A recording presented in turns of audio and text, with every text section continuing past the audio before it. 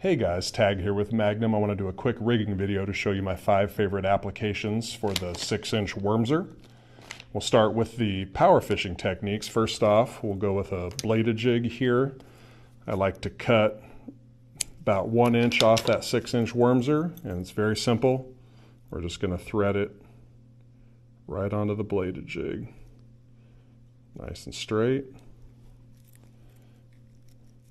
And we're in business here, and that's going to offer a really nice hunting action there as a bladed jig trailer.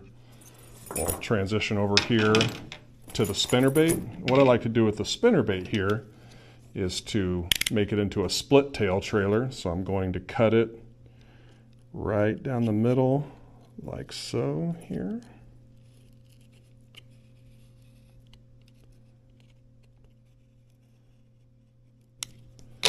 So now we've made ourselves a split tail trailer, and just like the bladed jig trailer, we're going to cut about 1 inch off that, and we're just going to thread it right up there on the spinnerbait.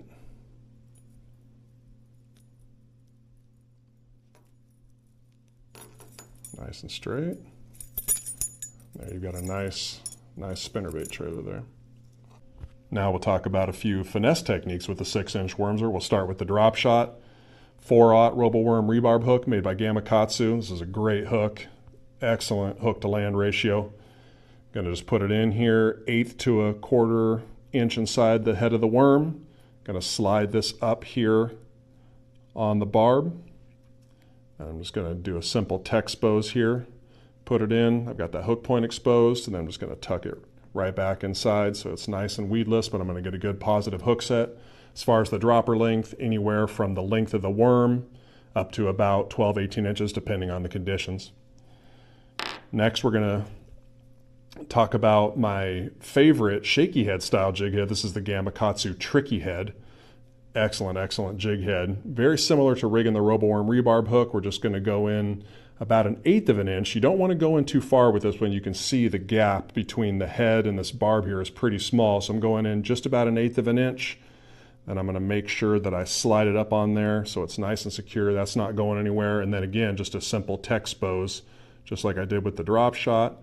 And I'm going to tuck that hook point back in, and it's nice and straight. This is going to be wonderful coming through all types of cover and different bottom compositions. So this is the Gamakatsu Tricky Head there with the 6-inch Wormser. And then lastly, this is one of my favorites here, is the Neko Rig 6-inch Wormser. I like to go with this G-Crack Neko hack. This is the large size.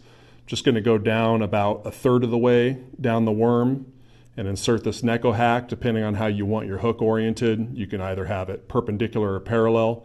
We'll just go ahead and put it in parallel to start with, and you can see here there's a hole on this Neko hack, so I put it through, and that hole right there on the Neko hack is going to be for the Neko hook. And this is the Gamakatsu G-Finesse Stinger hook, and I tie 80-pound and 100-pound fluorocarbon weed guards on it. The size of fluorocarbon I'm using just depends on how thick the cover is that I'm fishing, but this is an excellent hook, and I do like making it more weedless. So I'm just very simple. I'm just going to find that hole.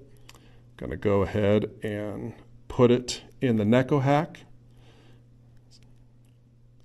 slide that through, and it's a nice tight fit, so the barb is not going to come back through. And I always want to have the hook point oriented up towards the tail away from the head, just like this. And then you can see I've got this excess here on the Neko hack. I'm just going to take my clippers and clip off that excess.